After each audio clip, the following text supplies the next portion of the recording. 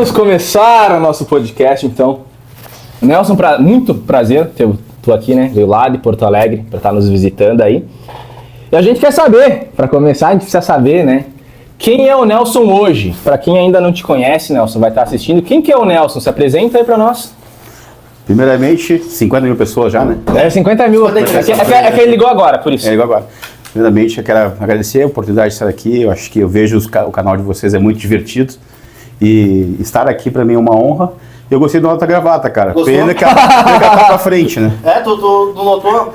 Vou te dizer, Fizeram ao contrário, né? Mas vou te dizer, o cara que fez tem anos de experiência nesse lugar. Tem que ver a desenvoltura do cara. Eu acredito.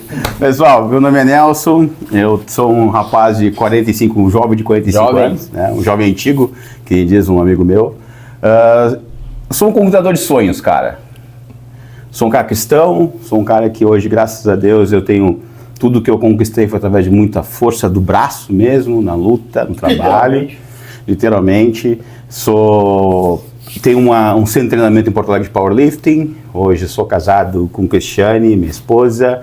Nós temos... Inclusive está nos bastidores. Nos bastidores, a torcida aqui tá... Tu fala com o pau e tá cheio aqui, né, cara? Então tá todo... Palmas da plateia. Plateia brilhante, tem que estar assistindo, muito obrado. Tem até pipoca. Olha só, hoje a gente tá bem. Nós somos uma família de empreendedores, que nós temos um centro de treinamento. A minha esposa tem uma coisa muito chamada uma pet shop, que é um hotel de cachorro. Olha, e creche de cachorro. Então a gente cuida dos cachorrinhos dos... Já fala o nome, né, cara? O merchan? Casa das Quatro Patas. Segue lá.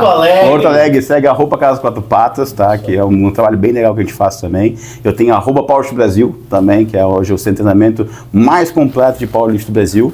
E também eu empreendo dentro de uma empresa, eu trabalho dentro da Termolar. Hoje eu sou gerente da Regional Sul, trabalho com algumas grandes contas que vendo garrafas térmicas. Né? Então vivo esse mundão aí afora vendendo garrafa térmica e também mundão afora trabalhando dentro do powerlifting. Eu sempre falo, né? Hoje a minha missão é fazer que o powerlifting entre nas casas das pessoas. Não só dentro do esporte, né? O esporte construiu a minha vida, mas eu acho que as pessoas têm que tornar isso dentro delas também. Pessoas comuns, pessoas que queiram treinar um pouco a sua vida, pode fazer parte um pouco. Sensacional, hein? Então, pra gente realmente oficializar esse nosso início, vamos fazer um brinde! Mas eu tenho xícaras sempre. do Andemar, tenho xícaras minha e, é claro, temos a xícara do Nelson. Ó, Nelson, xícaras que é presente pra ti, tá? Depois tu leva lá pra tu tomar. Essa caneca é feita pelo universo das capas Prime. Teu café nunca mais vai ser o mesmo. Acredito. Se tu pegar 2 canecas, botar o café igualzinho que tu passou lá, dividir um pouquinho cada uma, essa vai ser melhor. Tu vai abrir a tua térmica lá na Termolar, botar o cafezinho aqui na xícara da Universo Capas Prime, vai ser o melhor café de todos. Vai ficar bom, tenho dúvida disso. Ainda mais com esse nome, né, cara? Tu sabe que eu sou um cara que nasci com mais de 40, né, cara? Que Nelson não de velho, né, cara? Nelson novo, né? Não. Cara, ninguém nasce, vou botar o nome de Nelson. Não. Até porque não tem Nelson no diminutivo de Nelsinho, não fica bom. Não, cara, eu sou Nelsinho. Me chamo de Nelsinho, cara. Sério? É horrível. O que vocês tomam? Energético, refri? Tem, Nelson? 140. O Nelsinho com 140 quilos, estamos errado. Eu quero água, por favor. Água também? Nelson, tem ainda uma coquinha do nosso parceiro, tem energético, água. Água? Então eu vou servir todos vocês aqui. Tomei pouca água hoje. Nelsinho de 140 quilos, os caras estão de sacanagem, cara. Mas imagina eu saindo numa festa, daí chegavam meus amigos e apresentavam. Aquele brinde. Tem um momento especial. Nossa. Tem que tomar, né, meu? Tem que tomar. Aí vem chamar de Nelsinho, cara. Esse aqui é meu amigo Nelsinho. Não dá. Nelson, pô. Nelson. Fechou. Mas, Nelson, como que tu foi parar nesse mundo do powerlifting? Quando foi o momento que tu entrou nesse mundo? Em 2013, eu estava procurando academias, que eu não estava num momento muito bom na minha vida. E eu entrei numa academia chamada Olímpio. Olímpio, que era do Thiago Santos. Cheguei lá, eu já tinha treinado com o Thiago e falei, Thiagão, quero voltar a treinar. Thiago, não, beleza, vamos. Porque eu sempre treinei, fui da meio da área de educação física. Vamos treinar ali pra mim. Assim, Nelson, nunca pensou em competir? Eu, cara, nunca. Cara, tu é bom de supino, vamos treinar no supino. E ali em 40 dias me preparou para um campeonato. Foi onde eu fui o primeiro campeonato, que foi em Três Coroas, eu comecei a participar. E comecei a competir. Ali eu me senti, cara, porque eu sempre gostei do esporte, mas nunca me encaixava em nada. Eu gostava de futebol, gostava de vôlei, isso tudo. Eu sempre conto uma história que em 2015 eu decidi fazer um teste que eu jogava bastante vôlei, eu adorava vôlei, apaixonava por vôlei. E jogava cortava com a esquerda, com a direita. Eu sempre fui um cara, eu era leve na época, eu pesava uns 80 quilos, começava leve, mas jogava muito vôlei. No auge do seu metro e... 1,75m. Sensacional. 80, 85, cara. E, Tá bom, imagina. E só que assim, eu achava que eu jogava muito, que eu saltava quase o metro do chão. Tirava o peito da rede de esquerda, direita, e eu fui fazer um teste na Sojipa. Olha aí. Cara, eu joguei aquele teste assim, ó, fantástico. Cortei de direita, de esquerda, de tudo que era jeito. Chegou no final, tinha dois caras, a cara alto, 2 metros de altura. Meu, os caras não tinham força no braço pra cortar nem nada. Eu passei nessa, né? Naquilo, cara. Quando foi fazer a seleção, o professor chamou fulano e Beltrano e eu fiquei fora. Eu chamei, professor, peraí. Cara, olha o que eu joguei, cara. E os caras não fizeram nada. Ele olhou pra mim assim. Tá vendo a altura deles?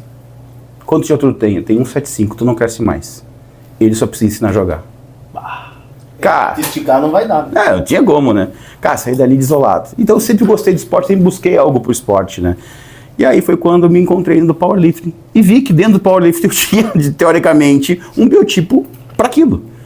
Braço curto, supino, que é onde eu comecei, né? Estrutura forte, tinha um ombro forte. E foi ali que eu comecei a identificar que eu tinha realmente dentro do powerlifting. Eu comecei competindo em 2013, 2014 foi a primeira vez que eu fui um sul-americano, 2015 foi o meu primeiro mundial. E nisso tu já tinha quantos anos nessa época? Eu tava com 33. Olha só, eu já comecei, teoricamente tarde, digamos, tu descobriu o esporte que... Tardio, com certeza. Perto de hoje da juventude, hoje que não começando muito cedo, sim. Mas antes só tinha praticado vôlei, sim. Não, eu fazia musculação, cara, profissional de educação física, então eu sempre fui da musculação. Força no braço, eu tinha E nunca pendeu pro lado do bodybuilding? Nunca. Cara, até mesmo que eu nunca fui muito de fazer dieta, entendeu? A dieta pra mim é algo que só existe quando eu preciso, de fato, tem que chegar a um peso tal pra uma categoria, entendeu? Bom não é mesmo. Tipo assim, que o bom da vida é comer, entendeu? Então, é muito difícil. Mas eu acho muito incrível ganhar bodybuilding porque, cara, a dedicação é imensa. A minha dedicação é só treinar, de vocês é treinar e ainda ter que cuidar da alimentação, que acho que as duas coisas que existem que tem que ser paralelas. Treinar a parte boa.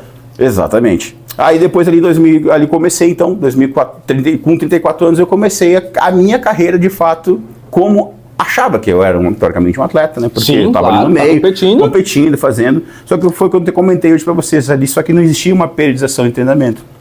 Eu achava que estava fazendo, mas não. Até que um dia eu contratei de fato um treinador que realmente a gente começou a desenvolver. Na época eu decidi baixar de categoria, até em 2016. Eu estava na categoria até 125, baixei para 110 quilos. Cara, com 110 quilos eu estava seco, era magro. Estava shapeado. Bem. E fui competir o Sul-Americano na Argentina a primeira vez fora do Brasil, em 2016, Argentina, tudo.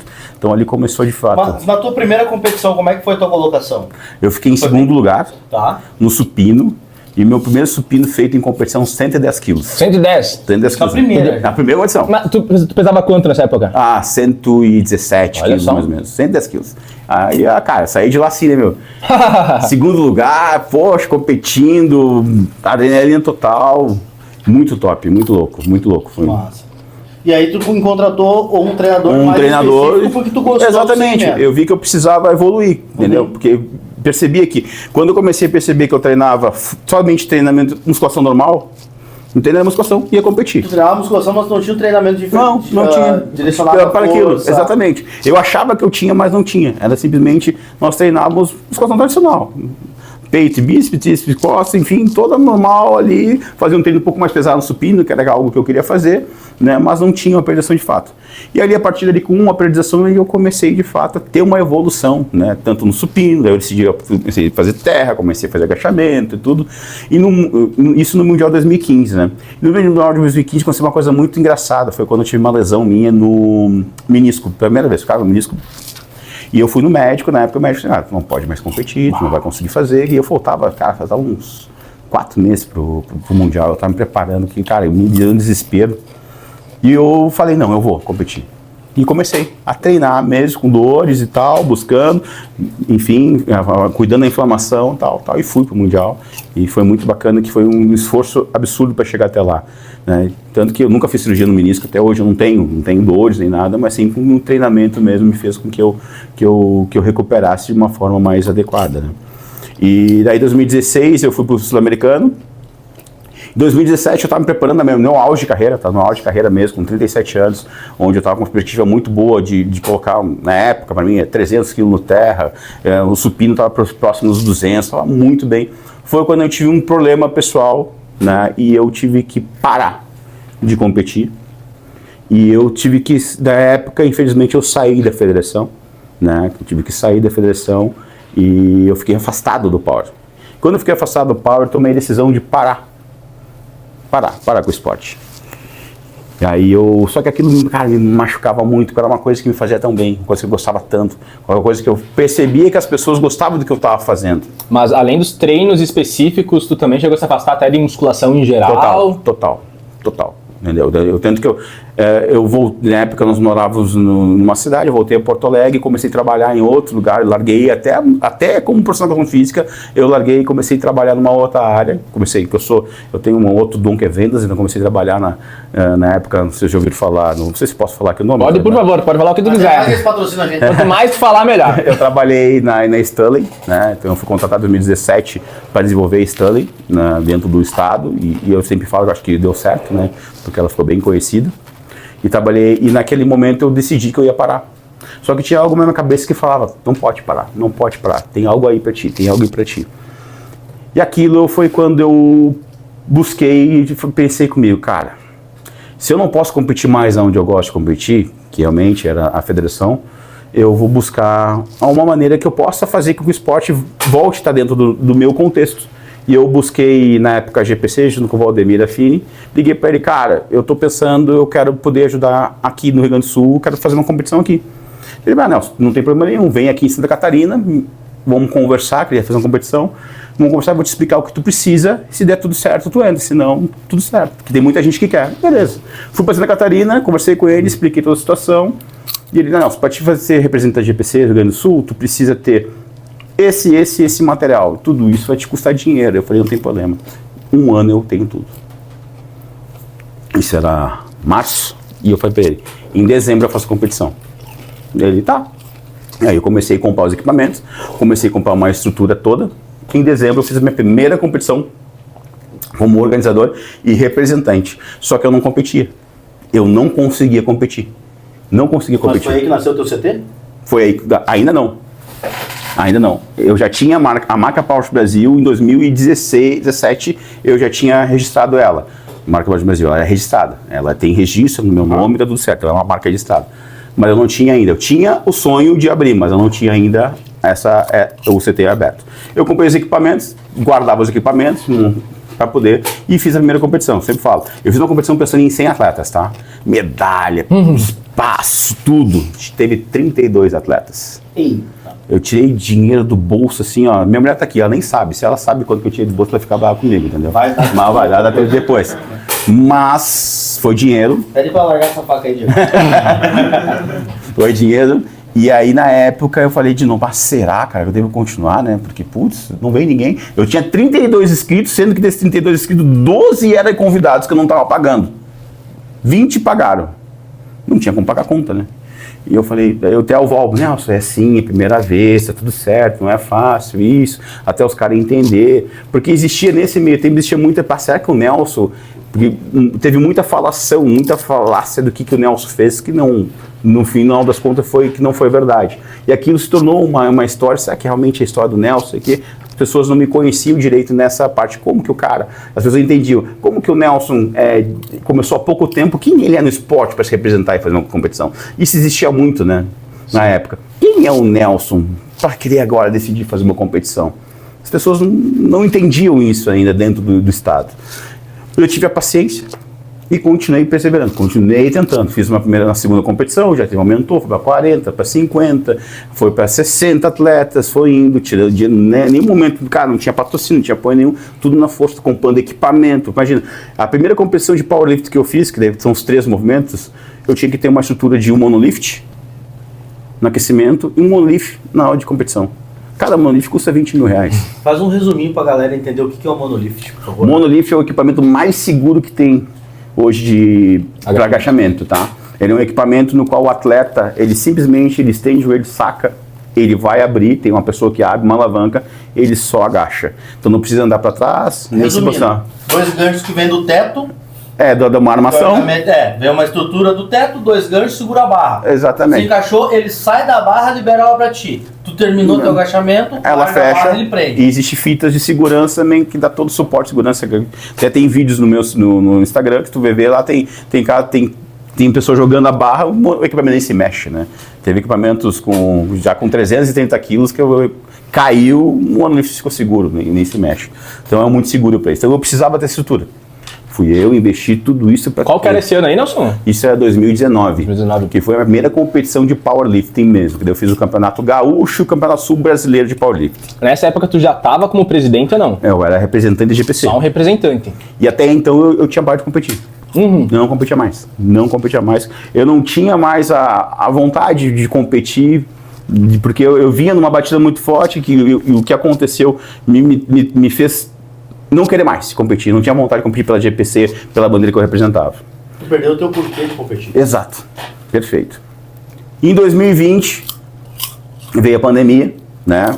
Foi quando eu abri meu primeiro CT. Aí veio, porque eu tinha um monte de equipamento em casa. E eu falei, cara, por que eu não abri, né? Peguei, aluguei uma peça, reformei toda a peça, abri o CT. É no mesmo lugar de hoje ainda? Não. Era um espaço de 70 metros quadrados.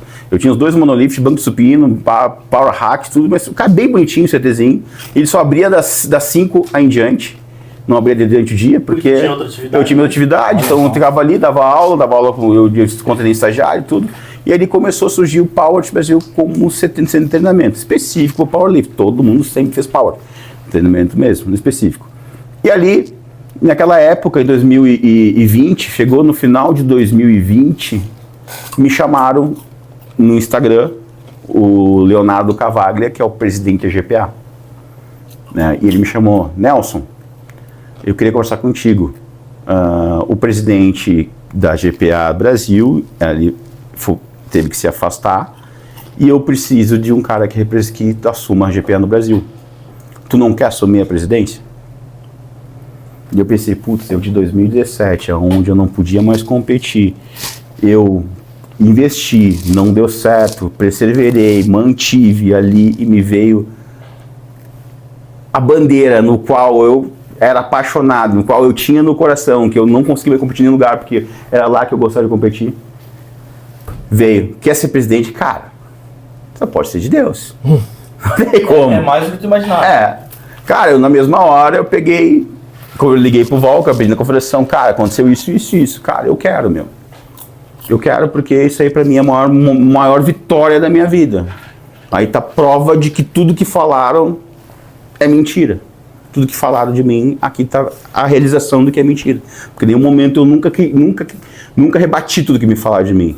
Mas sempre perseverei, sempre mantive o foco naquilo que eu queria. E, Nelson, tu que sabe, vai ser difícil, tem a GPC, tem que entender, não, beleza. Eu assumi.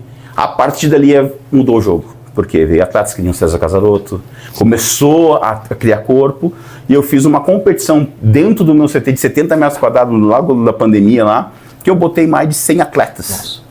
Nossa. Era gente na rua, porque a pequena competição era dentro do espaço, o pessoal ficava lá de competição, aquecimento, competição, e o pessoal da rua assistindo da rua. Isso logo depois da pandemia ali. Eu fiz o meu primeiro competição, só que é o seguinte, eu tinha um Mundial da GPA em 2021, em dezembro, na Argentina. E então eu tinha a missão de levar atletas para lá. Isso em meio pandemia. Aí eu consegui fazer uma competição dentro do Tesourinha. Cara, veio gente do Brasil inteiro. Cara, era muito legal. Fiz a Copa Power Brasil, Copa Brasil de GPA em 2021, dentro do Tesourinha. Foi a primeira competição de powerlift dentro do Tesourinha, foi minha. Veio gente do Brasil inteiro, cara. Veio gente de Minas Gerais, de São Paulo, Paraná, veio gente porque a ideia de ir pro Mundial, que era ali próximo, né? E a estrutura toda que eu estava apresentando. E na época veio muito atleta, eles me colocaram na competição muito legal. Porém, tá faltando de aquecimento. Aquecimento é pouco. Não, beleza, eu vou investir para isso. E aí foi quando eu peguei e levei a primeira seleção brasileira para o Mundial da GPA. Ali, para mim, foi o ápice. Por quê? Porque do cara que não estava mais, foi quando eu voltei a competir. Aí eu tomei a decisão, agora eu vou competir. Agora eu vou competir, porque agora eu vou estar na minha casa. vou buscar aquilo que realmente que eu desejo. E voltei a competir, contratei uma Alspinati como treinador e comecei a treinar de novo pesado, busquei, fiz toda a periodização. O que eu falei para vocês, infelizmente, powerlifting é linear, então se tu para X tempo para te voltar é muito difícil. Cara, imagina, eu tinha um supino de 180, comecei de novo com 120, um terra de 150 para poder chegar lá numa ideia de tentar bater próximo de 170 quilos para um cara que já teve isso, é muito difícil. Então, baixei a cabeça e voltei a treinar forte para poder chegar lá. E eu levei a seleção brasileira, cara. A seleção brasileira foi muito engraçado, porque nós levamos total 27 atletas. 27 atletas. E na época era meio de final de pandemia. E não podia passar o ônibus pro outro lado da Argentina. E só que isso eu fiquei sabendo um dia antes. Meu Deus. Todo mundo dá pezão. Imagina o cara me ligar assim, o cara da agência. Nelson, eu tô com um problema. Qual? Não consegui autorização pro meu ônibus ir viajar na Argentina. Isso só vai acontecer quando o presidente sancionar que as fronteiras estão abertas. Já estão abertas, mas para liberar o trânsito rodoviário precisa da assinatura do presidente. Isso só vai acontecer na segunda. E a gente precisa sair amanhã. Mas qual é a solução? Tô vendo aqui a possibilidade de pegar um ônibus no outro lado, de pagar a diferença, a gente diminui aqui. Pode ser, cara, faz aí, porque todo mundo tinha gente vindo de fora, que tinha comprado passagem de avião, todo mundo já tinha pago essas despesas, tava tudo certo, o pessoal já tava chegando. Eu falei, se vira, dá um jeito. Faz aí.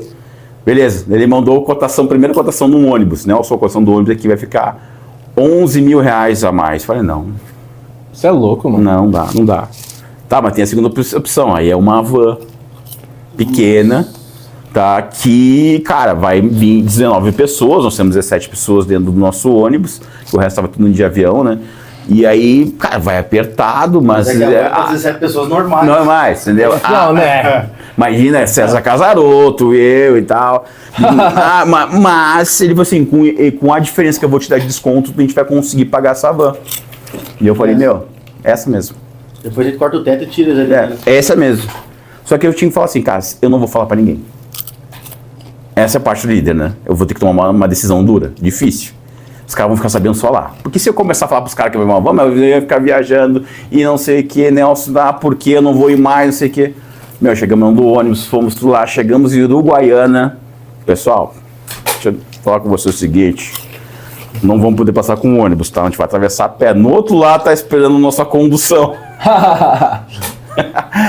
Quando a gente atravessou, todo mundo atravessou, fez imigração, quando todo mundo atravessou do outro lado, era uma van. Os caras, Nelson, e agora? Entrem, se virem, vamos embora. Foi uma viagem engraçada, mas muito cansativa, porque não vencia ar-condicionado, só gente grande dentro, as malas nos corredores. Foram 14 horas de viagem de Uruguaiana até Vila Maria, Córdoba, onde era mundial. Mas essa história se tornou uma história muito engraçada, inclusive até do marido de um dos atletas que foi, ele fez um conto sobre isso, que é Vila Maria logo ali. E é muito legal essa história, que ele conta exatamente todo o processo, porque realmente a Vila Maria, que era para ser uma viagem de 20 horas, se não 28 horas de viagem. Nós chegamos mortos, todo mundo cansado, mas valeu a pena pelo esforço.